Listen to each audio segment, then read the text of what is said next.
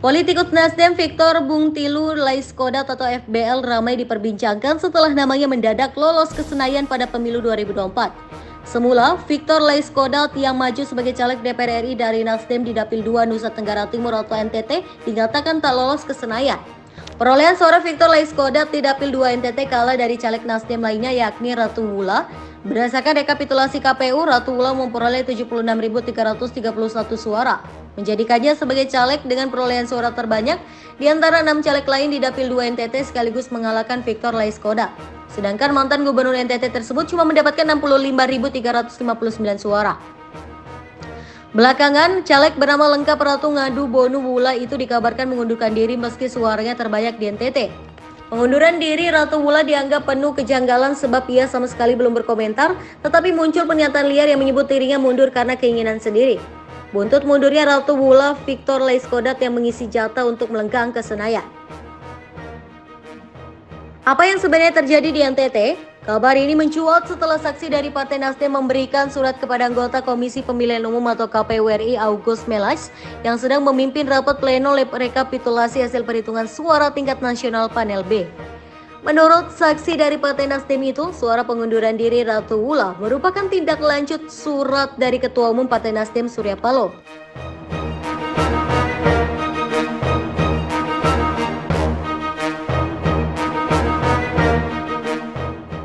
Saksi itu hanya mengatakan bahwa Ratu Wula mengundurkan diri atas kehendak sendiri. Untuk suratnya akan kami sampaikan dan alasan semuanya pengunduran diri sesuai dengan kehendak dari yang bersangkutan dan di atas materai. Dan untuk itu karena suratnya kepada KPU RI saya tidak berhak untuk membacakan dan lampirannya juga ada di dalamnya. Dengan demikian perlu kami sampaikan dan di dalam forum terbuka ini bahwa calon anggota legislatif Partai Nasdem nomor urut 5 Dapil NTT 2 menyatakan mengundurkan diri. Sementara itu, KPU menerima surat tersebut yang nantinya akan dipelajari terkait pengunduran diri Ratu Wula.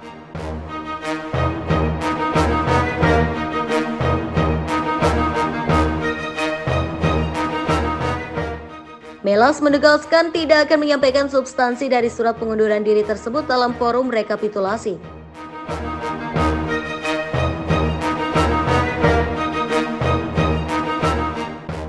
Sampai ke sana, kebetulan kemarin itu memang saksi Partai Nasdem menyampaikan surat ke kami. Kami kan tidak dalam rangka merespon itu ya, itu kita terima sebagaimana surat yang biasanya juga diajukan ke KPU, tentu ke Ketua KPU, nanti akan ada mekanisme untuk mengkajinya. Kalau kita fokusnya rekapitulasi. Ada transaksi politik. Pengamat politik Universitas Katolik Widya Mandira atau Unwira, Kupang Mikael Raja Muda Batona menduga mundurnya Ratu Wula sebagai caleg DPR RI untuk mendapatkan sesuatu yang lebih besar. Pasalnya, tidak mungkin seseorang politikus rela kehilangan jabatan jika tidak ada sesuatu yang menguntungkan.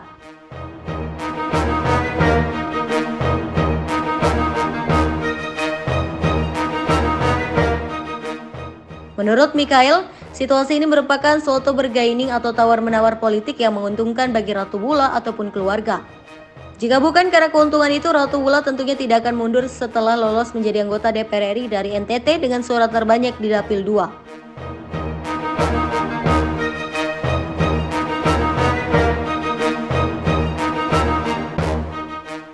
Berdasarkan kejanggalan ini, Mikael menilai ada praktek politik transaksional yang membuat Ratu Wula mendadak tak bersedia melenggang ke Senayan.